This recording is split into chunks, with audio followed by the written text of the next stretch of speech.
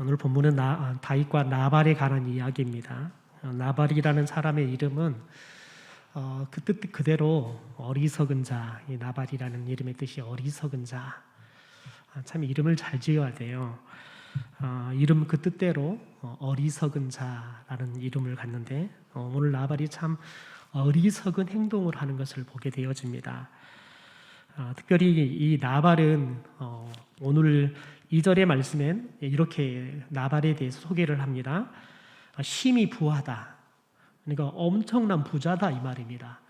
엄청난 부자여서 양이 3,000마리, 염소가 1,000마리 이렇게 목축업을 하는 엄청난 거부다는 겁니다. 그런데 어디에서 목축업을 했냐면 갈멜이라는 곳에서 목축업을 했습니다.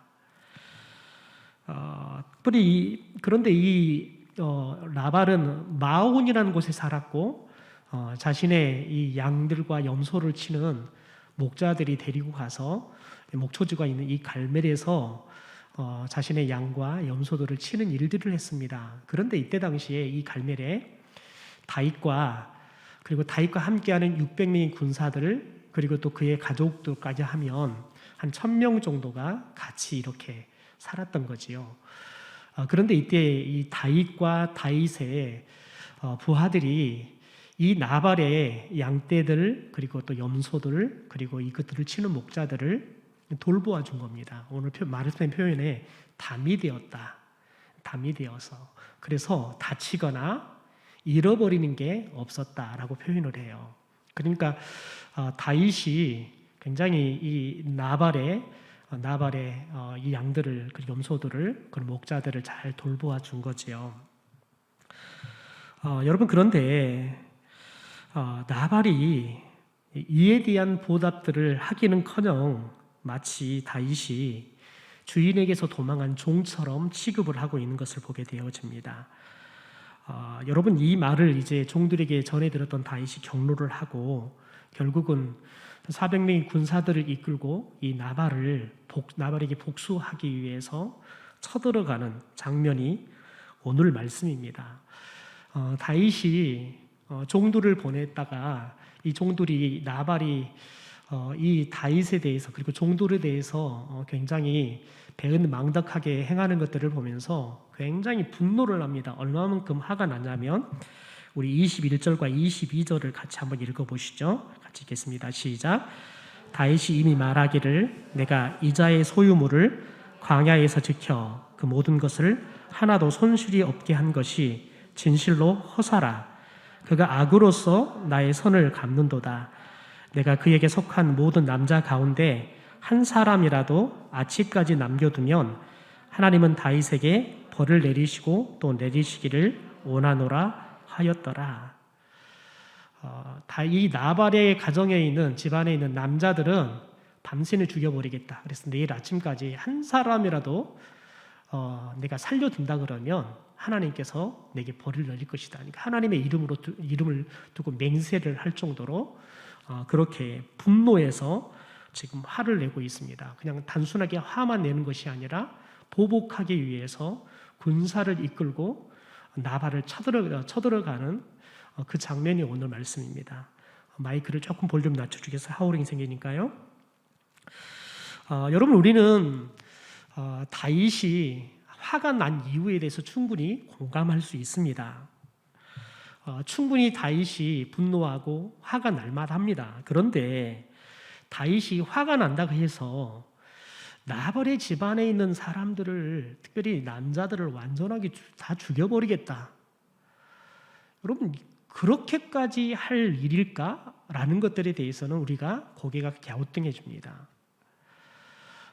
이제 특별히 39절의 말씀에 보면 이제 나발이 죽습니다. 나발이 죽었다는 소식을 듣고는 다윗이 그렇게 뭐라고 말하냐면 내가 그 악행을 행하지 않게 하셔서 감사합니다. 고백을 합니다. 그러니까 나중에 그가 결국은 나발을 죽이려고 그리고 나발의 집안을 그냥 완전히 남자들을 다 죽여버리려고 보복하려고 가다가 결국은 그 계획을 실행하지 않고 돌아서 갑니다. 그런데 중요한 건 뭐냐면 시간이 흐르고 난 다음에 자신이 나발과 나발의 집안에 있는 남자들을 다 죽이는 걸로 보복하려고 했던 것들이 그게 악행이었다는 것을 깨닫습니다. 그런데 하나님이 나에게 그 악행을 저지르지 않도록 그렇게 막아주신 것에 대해서 감사하는 걸 봅니다. 여러분, 그런데 지금 다윗은 오늘 본문에서는 악행이라는 생각 자체를 못합니다. 다윗은 계속해서 오늘 본문에서 이야기하는 건 뭐냐면 당연히 나발이 자신이 요구하는 것들을 그리고 자신의 종들에게 또 자신을 선대해야 됨에도 불구하고 선대하지 않고 자신에게 모욕을 준 것들을 굉장히 분노하면서 화를 내는 거지요.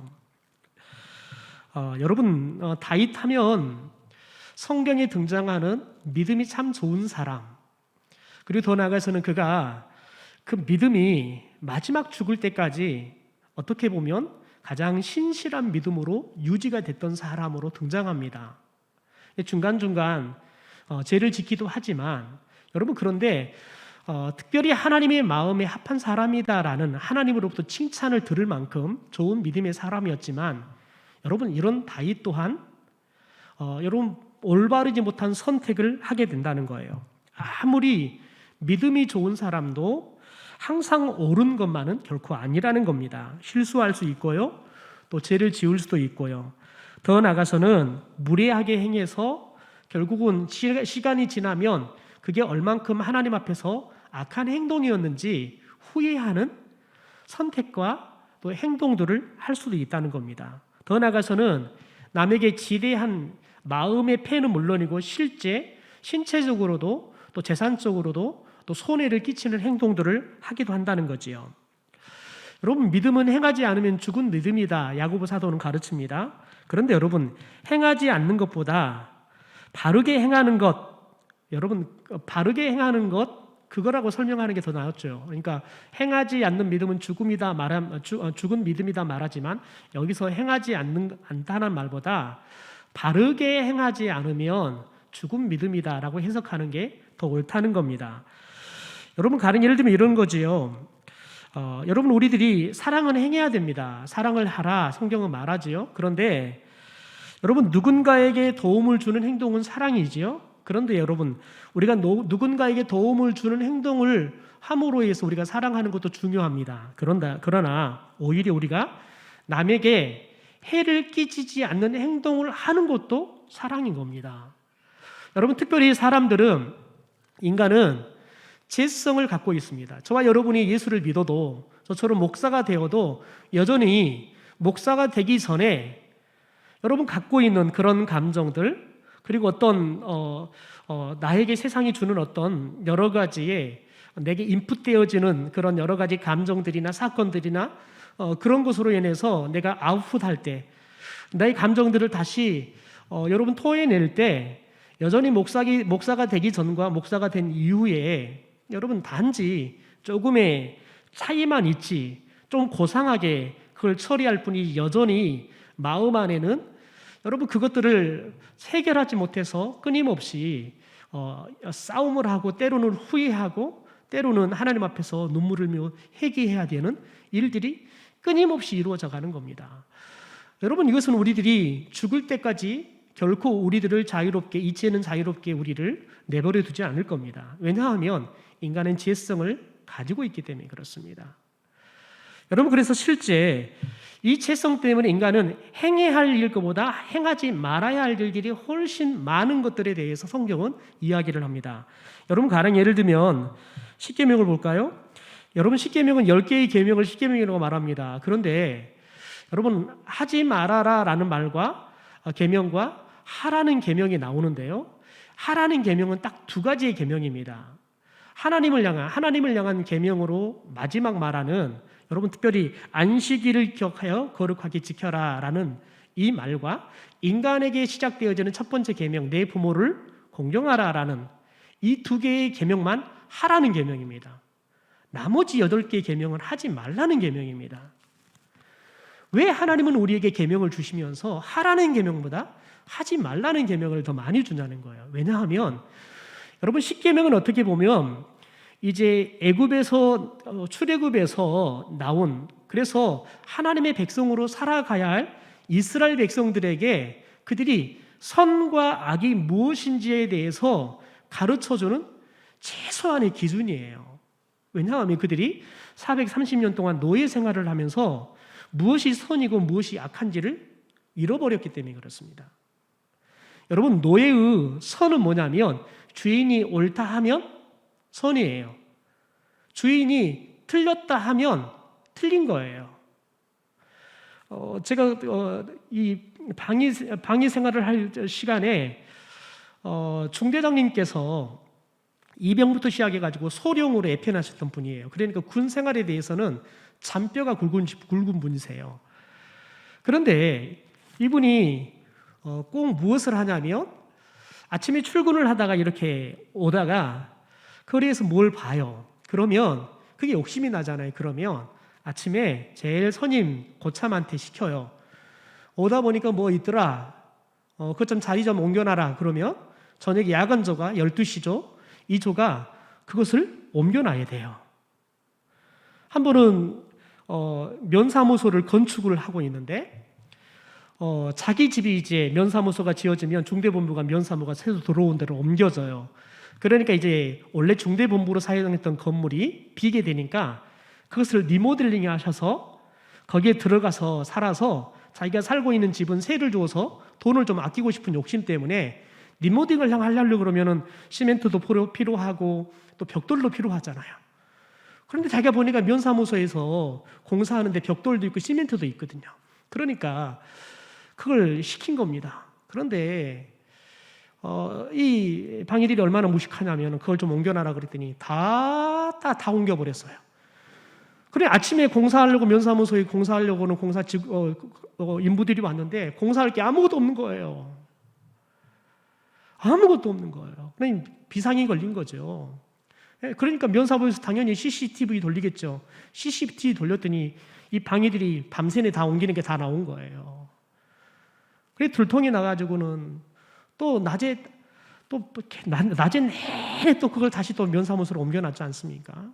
여러분 그런데 여러분 그것을 시키면 안 하잖아요. 그러면 어떻게 되냐면 아주 간단해요. 그걸 안 하면 어떻게 하냐면 안 한 사람의 위에 고참을 보는 앞에서 걷어차요. 밑에 후임 교육을 어떻게 시켰는데 이렇게 행동하는 거야? 그러면서 앞에서 명령을 안 따른 사람을 때리는 게 아니라 위에 고참을 두드려 패는 거예요. 앞에 대놓고. 여러분 그러면 천하의 착한 마음을 갖고 있어서 옳고 그름을 판단해가지고 바로 옳지 않는 것들은 행동하지 않아도 여러분 그것을 자기 때문에 고참이 계속 터지는 것을 여러분 보잖아요. 그러면 나중에는 어떻게 돼 있냐면 하게 돼 있어요. 여러분 그러니까 군대는 여러분 위에 중대장의 아니면 위에 상사의 명령이 법이에요. 여러분 그렇게 살다 오래오래 살다 보면 여러분 뭐가 착한 거고 뭐가 나쁜 것인지를 모르게 돼버려요. 여러분 그래서 우리나라도 군부 독재 시절이 있었지만 여러분 얼마나 재밌냐면 이 군부 독재 시절에 여러분 그것들이 얼마나 악합니까? 여러분 그런데 지금도 그것이 악하다는 생각을 하지 않아요. 왜냐하면 군 안에서 여러분 그렇게 사는 것이 그들이 하는 것은 나라를 위한 애국적인 행동이라고 생각하기 때문에 그게 나쁜 건지 그게 악한 것인지 그 기준점이 없어져 버린 거예요. 우리하고는 여러분 그 기준점 자체가 다른 거예요. 그러니까 마지막 죽을 때까지 절대 용서를 구하지 않고 죽는 일들이 생기는 거예요. 여러분 전두환 씨 아들이 지금은 전도사가 돼가지고 활동을 하고 있잖아요. 그러면 전두환 씨가 그렇게 했대요. 아들이 목사 안수가 되면 자기가 아들이 다니는 교회를 다니겠다고. 결국은 아직은 안수를 받지 못하고 전도사인데 결국은 교회를 다니지 못하고 죽었어요. 여러분 마지막까지 그게 악하다는 걸 모르니까 그게 양심의 가책을 느껴지지 않으니까 여러분 용서도 구하지 않고 뻔뻔하게 살다가 죽는 겁니다. 여러분 그런데 그 사람이 그렇게 한 게 아니라 저와 여러분도 그렇게 살면 그렇게 되게 돼 있어요. 그래서 하나님께서는 이스라엘 백성들이 430년 동안 노예로 살면서 무엇이 선이고 무엇이 악한 것인가를 모르니까 그 기준으로 준 거예요. 그런데 왜 하지 말라는 기준들을 훨씬 더 많이 주냐는 거예요. 왜냐하면 우리는 하라는 것보다 하지 말라야 할 것들이 더 많기 때문에 그러는 거예요. 인간은 하나님이 보시기에 하지 말라고 하나님께서 말해야 될 것이 훨씬 많은 게 인간이라는 거예요. 여러분 생각해 보세요. 여러분들이 아이들을 키워보니까 여러분의 아이들 중에서 그냥 가만 둬도 잘 큰 아이가 많든가요? 아니면 잔소리를 하고 또 해야지 말을 듣는 자녀들이 많든가요? 하나뿐이 안 나서 잘 모르시겠습니까? 여러분 저희 집은 7명이 있어요. 7명이 저희 형제들인데요. 여러분 그래도 꽤 착하게 저희 형제들은 좀 컸어요. 근데도 여러분 따지고 어머니한테 물어보면 매 골치 아팠던 일뿐이 없는 거예요.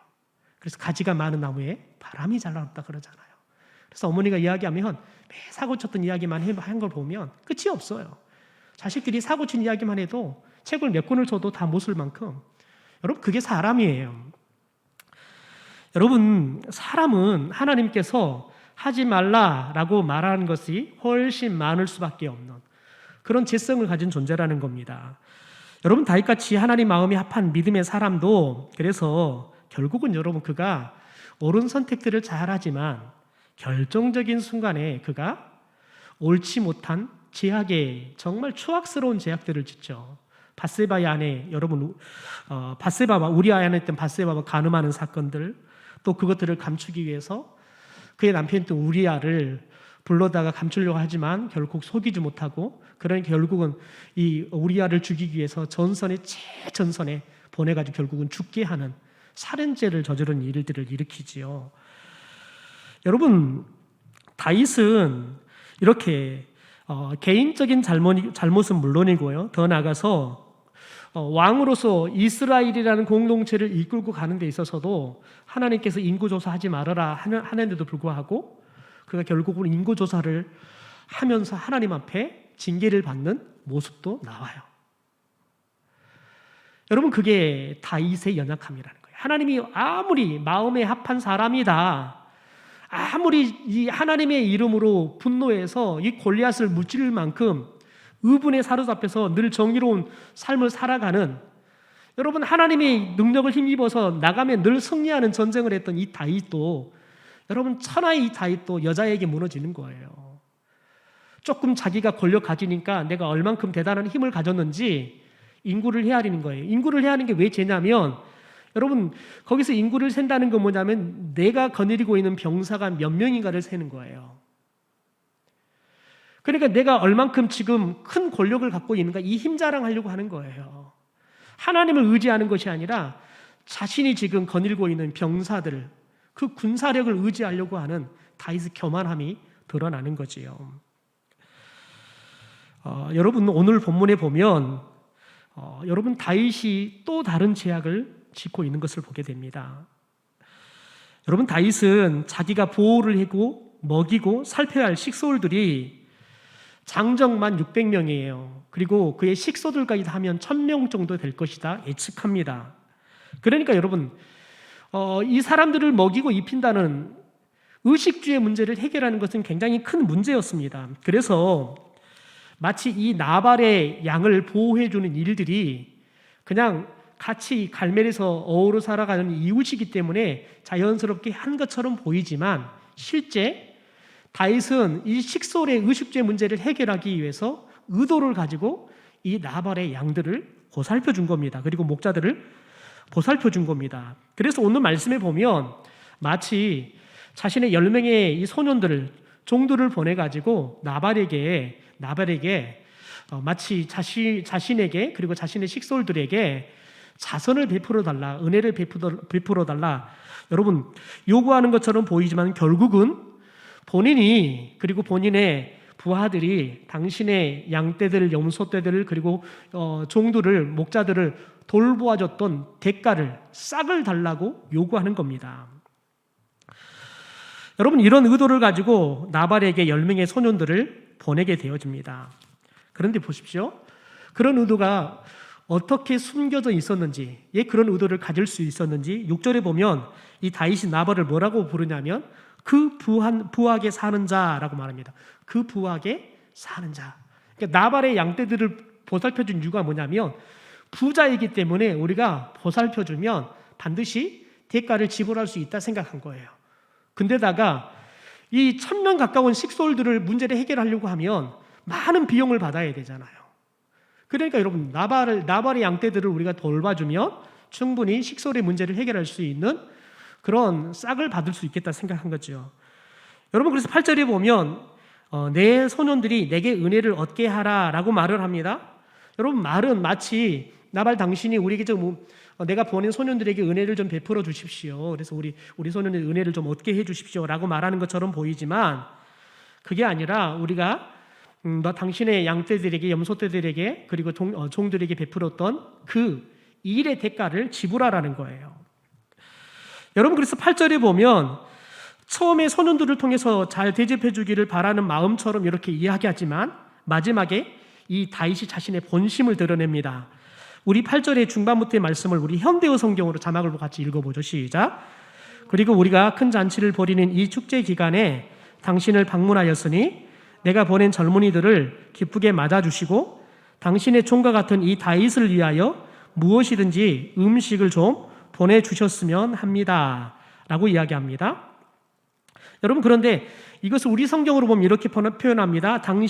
내 손에 있는 대로 내 종들과 내 아들 다윗에게 주기를 원하노라 라고 이야기합니다. 그러니까 나와 우리 식솔들에게 필요한 것들을 당신의 손에 있는 대로 좀 주셨으면 좋겠습니다 라고 요구를 하는 겁니다. 여러분 그런데 다윗이 여기까지는 최대한 나발에게 A를 갖추어서 지금 요구하는 겁니다. 또 나발이 부담이 되지 않도록 가장 적절할 때 A를 갖추어서 지금 보내는 겁니다. 특별히 세 가지를 생각할 수 있는데 첫째는 양털 깎는 날을 택해서 이 소년들을 보냈습니다. 양털 깎는 날에 왜 보냈냐면 특별히 이 목축업을 하는 사람은 양털을 깎는 날이 잔칫날이에요. 그래서 성경에 보면 쭉 이게 25장을 읽어보면 이 나발이 왕의 잔치만큼 아주 풍성하게 나발의 잔치를 왕의 잔치 같다라고 표현을 해요. 왜냐하면 이날은 잔치를 베풀어 가지고 종들에게도 오지만 이웃들로 다 초대해 가지고 같이 나누는 거예요. 그러니까 누구에게나 음식을 주기 위해서 풍성하게 음식을 준비하는 거예요. 그리고 이 잔칫날에는 그냥 초대한 사람도 오지만 그냥 누구나 자유롭게 와서 먹을 수 있는 겁니다. 그러니까 다윗이 자신과 그리고 자신의 식솔들에게 좀 이렇게 필요한 음식을 달라 요구하는 것이 어떻게 보면 당연한 거예요. 단지 이 잔치에 참여만 안 했을 뿐이지 그렇게 좀 달라고 요구를 하는 이유가 뭐냐면 요구를 하더라도 줄 수 있을 만큼 음식이 준비되었기 때문에 그렇습니다. 그러니까 다윗의 요구를 들어주기 위해서 따로 음식을 만들지 않아도 될 만큼 준비가 되기 때문에 나발이 줄 수 있는 날을 찾아가 사람을 보내가지고 달라고 요구를 하는 겁니다. 두 번째는 나발에게 명분을 만들어줍니다. 여러분 달라고 강요하는 것이 아니라 나발 스스로가 자기 손에 있는 대로 형편대로 주기를 바라는 거지요. 그러니까 여러분 그래서 이야기하는 겁니다. 당신이 우리에게 은혜를 베풀어 달라라고 요구를 하는 겁니다. 마치 싹 우리가 당신들을 보살폈으니까 싹을 내놓으십시오 그러면 요구를 하는 겁니다. 그런데 은혜를 좀 베풀어 주십시오 그런 것은 그러면 당신이 우리에게 그렇게 좀 우리를 좀 그렇게 섬겨주면 좋겠습니다. 요청을 하는 거죠. 요구와 요청은 완전히 달라버리는 거죠.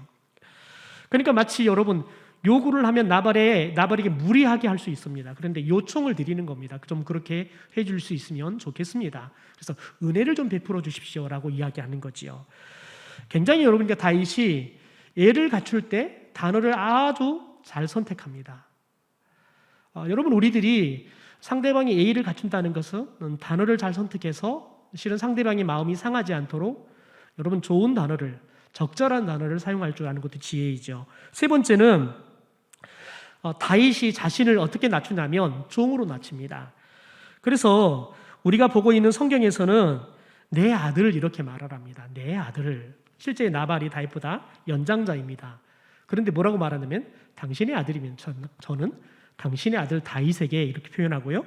우리가 읽었던 현대어 성경에는 당신의 종과 같은 이 다윗을 위하여라고 표현합니다. 그러니까 다윗이 자신을 종처럼 낮추어서 나발에게 이야기를 하는 겁니다. 그러니까 겸손하게 자신을 낮추어서 나발에게 지금 요청을 드리고 있는 거지요.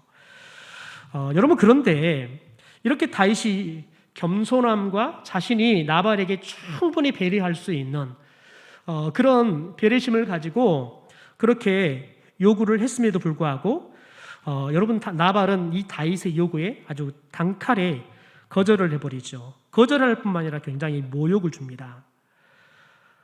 여러분 10절에 보면 그렇게 말을 합니다. 다윗이 누구며 이시의 아들이 누구냐? 그러니까 다 아는 거예요. 다윗이 누구고 다윗의 아버지가 이세라는 것도 아는 겁니다. 모를 리가 없잖아요. 다윗이 누군지 다 아는 사람, 다 여러분 골리앗을 죽인 사람으로 유명한 사람인데, 더군다나 전쟁에 나가면 백전백승하는 사람인데 다윗을 모를 사람이 누가 있습니까?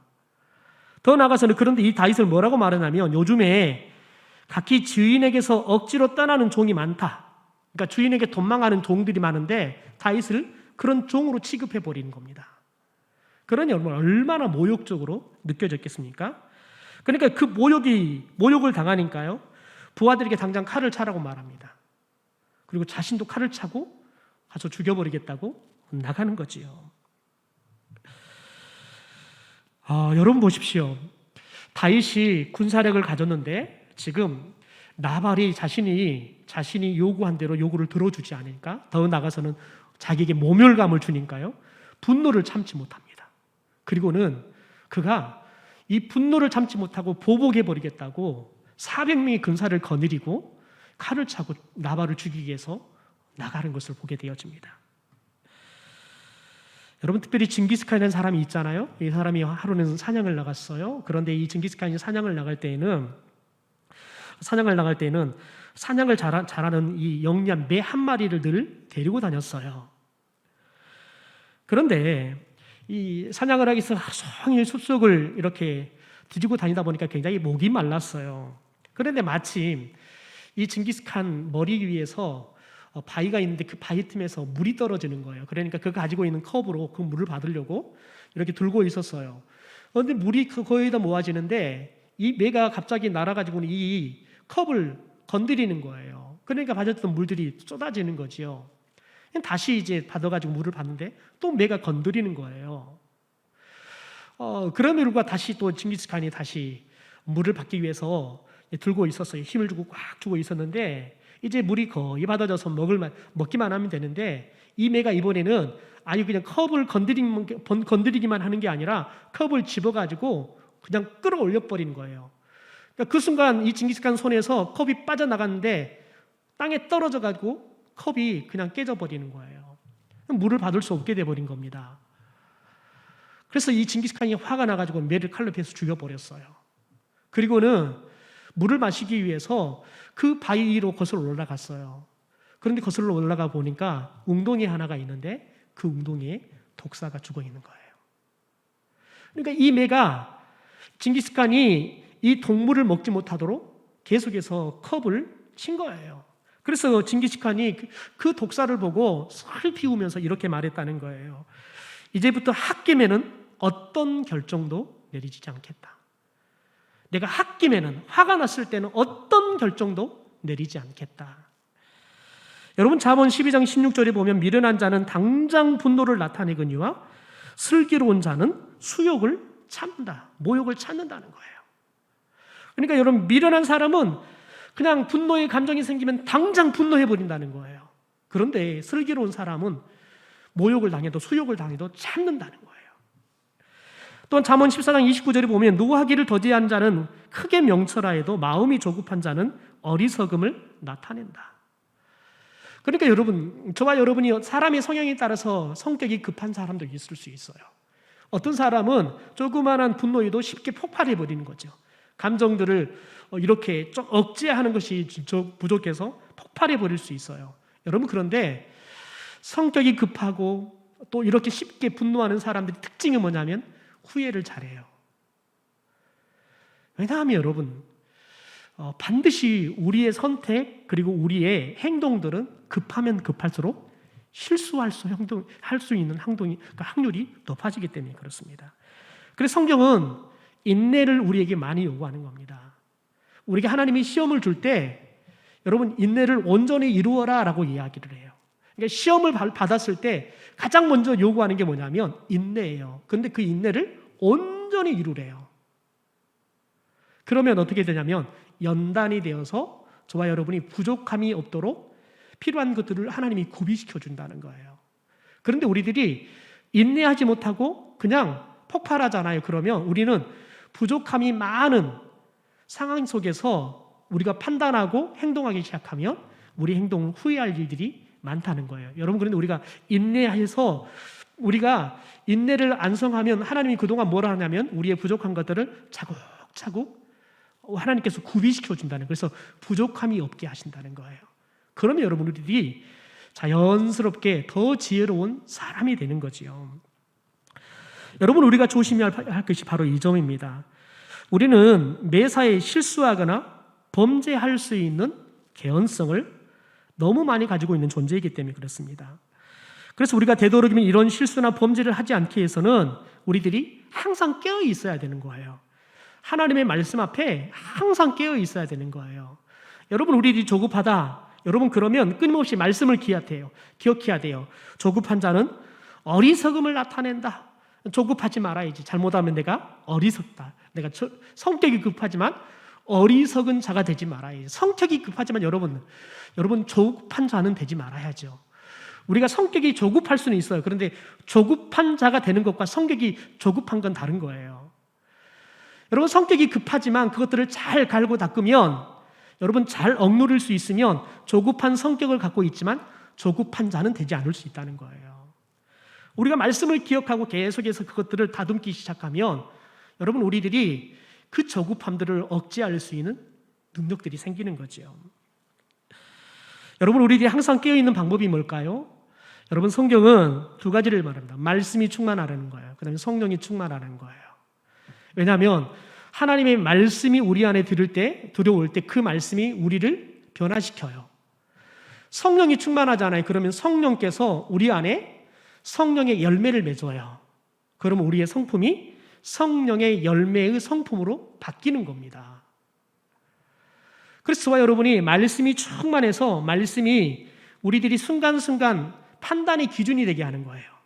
또한 성령이 우리 안에 들어오셔서 성령의 열매 9가지 열매를 맺게 하면 여러분 그것이 결국 우리의 성품이 되는 거예요. 그러면 여러분 우리가 급한 성격을 가져도 급하지 않는 거지요. 그래서 저와 여러분이 믿음의 연륜이 깊어지면 깊어질수록 말씀이 더 깊어져야 돼요. 성령의 충만함이 더 많아져야 돼요. 더 여러분 뜨거워져야 된다고. 그래야지만 저와 여러분이 하나님 앞에서 거룩한 삶을 살 수 있는 거지요. 여러분, 그런데 다윗은 이런 실수를 하게 되어집니다. 그런데 다윗이 칼을 들고 400명 군사를 데리고 여러분 악한 행동을 하기 위해서 갑니다. 그런데 하나님께서는 이 다윗의 악한 행동을 선으로 바꾸어 주시는 일들을 합니다. 오늘 특별히 두 사람을 들어 쓰십니다. 첫째는 나발의 아내에 있던 아비가일을 사용합니다. 남편 이 나발의 무례한 행동에 대해서 이 아비가일이 와서 다윗에게 용서를 구하게 되죠. 더 나아가서는 하나님께서는 이런 지혜로운 아내였던 아비가일을 통해서 이 다윗의 악한 행동을 돌이키게 합니다. 그런데 더 중요한 건 뭐냐면 이 아비가일이 이렇게 남편의 무례한 행동 때문에 다윗이 악한 행동을 하기로 결정하고 지금 자신의 가족들을 죽이기에 쳐들어오는데 결정적으로 그 걸음을 돌이킬 수 있도록 아비가일이 행동할 수 있도록 도와준 사람이 누구냐면 이름 없는 하인 한 사람입니다. 여러분, 하인이 신속하게 아비가일을 찾아가서 이 자초주정에 대해서 이야기를 합니다. 여러분, 그런데 보십시오. 14절과 우리 17절의 말씀을 한번 같이 읽어보죠. 자막입니다. 시작. 하인들 가운데 하나가 나발의 아내 아비가일에게 말하여 이르되 다윗이 우리 주인에게 문안하러 광야에서 전령들을 보냈거늘 주인이 그들을 모욕하였나이다. 그 다음에 17절요. 주인은 불량한 사람이라 더불어 말할 수 없나이다 하는지라. 여러분 보십시오. 아비가일을 찾아와서 전후 사정을 이야기를 해요. 그리고 지금 다윗이 지금 우리를 죽이려고 쳐들어오고 있습니다. 이야기를 하는 거예요. 더 나아가서는 우리 주인은 나발은 불량한 사람이라는 거예요. 그래서 우리가 말을 해봤자 말이 안 통하니까, 우리 말을 들어주지도 않으니까, 그래서 당신에게, 지혜로운 당신에게 와서 이야기합니다. 여러분, 이러든 저러든 아비가일의 남편이에요. 한낱 종이 자신의 주인을, 그것도 아내 앞에서 여러분 험담을 하는 거예요. 더군다나 불량해가지고 우리가 말을 해도 말이 안 통해가지고 당신한테 와서 이야기를 합니다. 그렇게 이야기를 해요. 여러분, 보통의 아내 같으면 그런 종 목을 잘라버릴 수 있어요. 여러분, 그런데 아비가일이 그 종의 말을 다 받아줘요. 다 받아줘요. 그래서 성경은 아비가일을 지혜로운 여인이다라고 이야기를 하는 겁니다. 그래서 여러분, 결국은 이 이름 없는 하인, 이 사람 때문에 결국은 하나님이 아비가일을 들어서 이 다윗의 악한 일들을 멈추고 귀를 돌이키게 하는 일들이 벌어지는 거지요. 여러분, 우리는 오늘 1절의 말씀에 사무엘이 죽는 이야기를 딱 한 절에 기록하는 걸 보게 되어집니다. 여러분, 천하의 이 사무엘, 어떻게 보면 이스라엘에게 있어서 엄청난 영적인 영향력을 여러분 발휘했던 이 사무엘의 죽음을 딱 한 절 기록합니다. 이게 사람의 죽음이에요. 여러분, 사람의 죽음은 아무리 이름이 있는 사람이나 이름 없는 사람이나 여러분, 죽음 앞에서는 별 볼 일이 없는 거예요. 여러분, 그런데 사람들은 이렇게 죽는 것은, 여러분, 죽고 난 이후에는 여러분 삶은 동일해요. 그런데 여러분, 중요한 건 뭐냐면, 오늘 사건을 통해서 우리에게 보여주는 건 뭐냐면, 우리가 어떤 사람이 되어 죽느냐가 중요한 게 아니라 우리가 살 때 어떤 사람으로, 그리고 어떤 삶을 살면서 우리들이 살 것이냐, 이게 중요하다는 겁니다. 우리가 어떤 자리에 있느냐, 이것보다 중요한 건 뭐냐면 우리가 어떻게 살아가느냐, 그게 중요하다는 겁니다. 여러분, 특별히 오늘 말씀 가운데 여러분, 제목을 특별히 사랑과 겸손을 끝까지 견지해야 합니다라고 이야기를 나눴어요. 여러분, 나발은 충분히 사랑과 겸손함을 유지해도 될 만큼 하나님께서 부요하게 하셨어요. 왜냐하면 갈렙의 후손이기 때문에 하나님께서 그에게 그렇게 복을 준 겁니다. 여러분, 어떻게 보면 이 나발의 가문은 이스라엘 땅에 들어왔을 때 가장 믿음이 가장 오래되고 가장 뜨거운 믿음 가진 사람, 여러분, 믿음 가진 그런 큰 어른에게 믿음의 훈련을 받은 그런 가문의 사람들인 거죠. 왜냐하면 여호수아와 갈렙이 가장 나이가 많은 상태에 들어왔어요. 더군다나 갈렙은 여러분, 믿음이 얼마나 출중하냐면 그가 여러분 평지가 아니라 산지를 내게 달라고 해서 그가 특별히 좋지도 않는 땅을 선택해서 가서 여러분 개척자의 삶을 살 만큼 이 갈렙이 정말 열정적인 믿음을 가진 조상이 바로 이 나발의 믿음의 조상이었습니다. 그러니까 여러분, 이 나발은 어떻게 보면 좋은 믿음의 가문에서 좋은 믿음의 훈련을 받을 수 있는 사람이었습니다. 그런데 여러분, 그가 하나님이 주신 그 부유함을 가지고 사랑으로 겸손하게 하나님 주신 축복을 나누었으면, 그것도 충분히 대가로 줘도 부족함이 없을 만큼, 또 주면 오히려 충분히 더 좋은 바람막이가 담이 되어줄 수 있는 사람인데도 불구하고 여러분, 그 은혜를 모욕으로 갚아버리니까 결국은 여러분 죽습니다. 나중에 보면 결국은 그가 이 아비가일에게 되어졌던 이야기를 듣고 그가 심장마비로 사지가 마비되어서 10일 동안 누워있다가 하나님이 치니까 목숨이 떠납니다. 그렇게 비참하게 인생이 끝나버립니다. 그런데 여러분 보십시오. 오늘 성경에 보면 다윗은 자신의 의를 드러냈는데, 내가 이렇게 당신 선대했으니까 우리에게 그렇게 싹을 주십시오 요구를 했어요. 요구를 안 들어주니까 다윗이요, 갑자기 그렇게 사랑으로 돌봐줬고 겸손하게 그렇게 이 나발에게 요구했는데 자신이 모욕을 당한다 그러니까 결국은 사랑과 겸손을 잃어버려요. 그리고 악행을 행하려고 여러분 가고 있는 다윗을 봐요. 다행인 건 하나님께서 하나님의 사람들을 들어서 다윗이 그 악행을 하지 못하도록 막아주신 거죠. 그러면 여러분, 저와 여러분이 늘 기억해야 할 것은 뭐냐면 우리들이 하나님 앞에서 우리의 행한 여러분 의로운 행동들, 우리가 열심히 했으니까, 내가 이렇게 했으니까 당연히 이렇게 해야 돼, 여러분 생각하기 시작하면 저와 여러분이 사랑과 겸손함을 놓쳐버릴 확률이 높다는 거예요.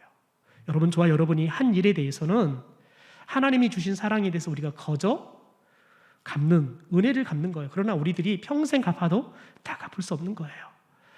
예수님께서 우리에게 십자가의 은혜를 주시면서 거저 주신 것처럼 저와 여러분이 누군가에게 선한 일들을 행할 때에는 여러분 그걸 받을 생각을 하지 말아야 돼요. 거저 베푸셔야 돼요. 오늘도 한 목사님을 나눠서 교제하는데 그 목사님이 본인이 다니시는 교회의 안타까운 일을 이야기해요. 그 교회는 이게 노숙자들을 섬기는 일들을 했다는 거예요. 매주 토요일마다 노숙자를 섬기는 일들을 했어요.